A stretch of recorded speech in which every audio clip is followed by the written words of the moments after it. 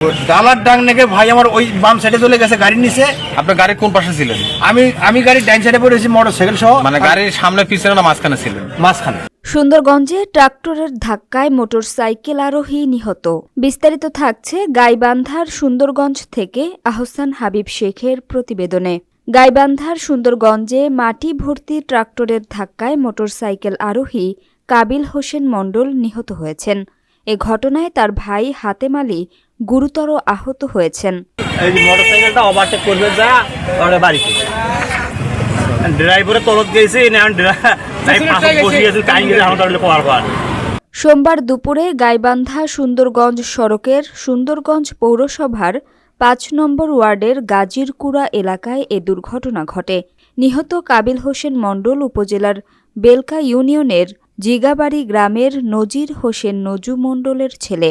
জোড়া সাতালে ওখানে এক বিয়ে বাড়ি আছে, ওখানে দাওয়াত দেওয়ার উদ্দেশ্য, ওখানে দাওয়াত দিয়ে পাম্পে উঠবো তেল নেওয়ার জন্য।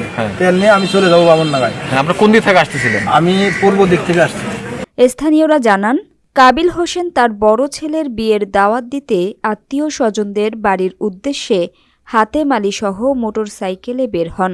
গাজীরকুড়া এলাকায় পৌঁছালে বিপরীত দিক থেকে আসা মাটি বোঝাই ট্রাক্টরের সঙ্গে মোটরসাইকেলের মুখোমুখি সংঘর্ষ ঘটে। এতে কাবিল হোসেন মণ্ডল চাপা পড়ে ঘটনাস্থলেই মারা যান। আহত হাতেম আলীকে উদ্ধার করে সুন্দরগঞ্জ উপজেলা স্বাস্থ্য কমপ্লেক্সে ভর্তি করা হয়। সুন্দরগঞ্জ থানার ভারপ্রাপ্ত কর্মকর্তা তাজুল ইসলাম বলেন, নিহতের লাশ স্বজনদের কাছে হস্তান্তর করা হয়েছে।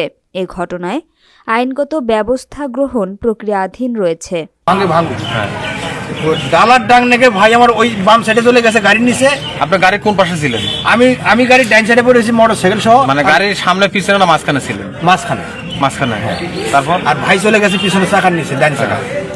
গাড়ি আপনি চালাইছেন? সংঘর্ষটা আপনার গাড়ি চালাইছেন? হ্যাঁ, ড্রাইভিং কে করছে? আমি ড্রাইভিং করছি। আপনার ড্রাইভিং করছেন? আমি ড্রাইভিং। আর আপনার ভাই আপনার পিছনে বসেছিল?